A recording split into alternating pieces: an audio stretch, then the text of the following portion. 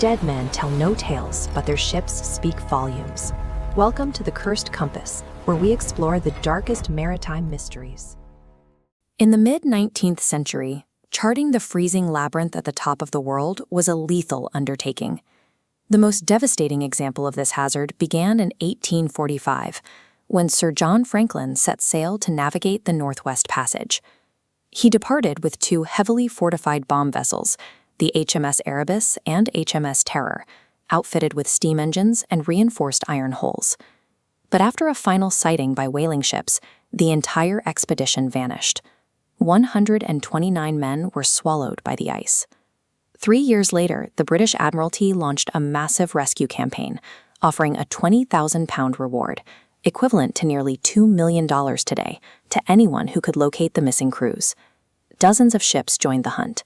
Among them was the HMS Investigator, commanded by Captain Robert McClure. In 1850, McClure was dispatched specifically to track down Franklin's missing fleet. This map traces McClure's orders, pushing the Investigator deep into the blind spots of the Canadian Arctic archipelago.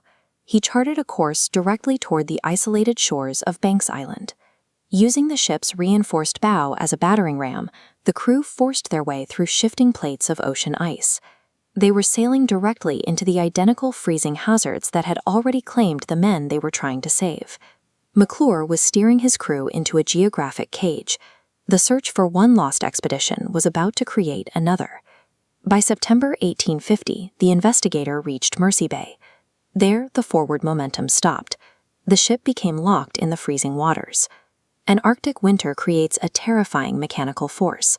As the ocean surface freezes solid, it expands, forming a crushing, immovable vice that grips a ship's wooden hull and paralyzes it. The isolation was absolute. The ice held the Investigator for over 700 consecutive days through 2 cycles of the Arctic winter. Inside the wooden hull, more than 60 men endured months of perpetual winter darkness. They survived in sub-zero temperatures as their preserved rations steadily vanished, bringing on the physical deterioration caused by scurvy. In April 1853, the disease claimed 3 crew members. Guided by the notes of a German missionary on board, the survivors dragged the bodies of their shipmates inland, burying them beneath the freezing plains. Captain McClure eventually accepted that the Investigator would never sail again. Preparing for a final march, the crew unloaded their remaining provisions and buried them in a massive cache on the shores of Banks Island. Then, a massive stroke of luck. All 63 surviving crew members were discovered by a Royal Navy sledge team from an entirely different rescue expedition. But the rescue required a harsh sacrifice. To survive, the men had to pack whatever they could carry, step out onto the ice, and walk away on foot. They escaped with their lives, but their mission was over. Behind them, the Investigator remained firmly gripped in the ice, a lonely, frozen monument to the nature of the Northwest Passage. 155 years later, in July 2010, a team of archaeologists from Parks Canada arrived in Olivac National Park. Their goal was to scan the frigid waters of Mersey Bay to see what the ice had left behind. Moments after starting the scan, the equipment pinged against a massive object rising from the seabed.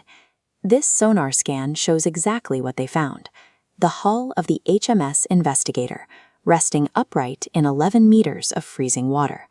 The extreme temperatures acted as a preservative. The wooden frame sank intact, leaving its upper deck a mere 8 meters below the surface. While the dive team investigated the wreck, a second team was surveying the nearby shoreline.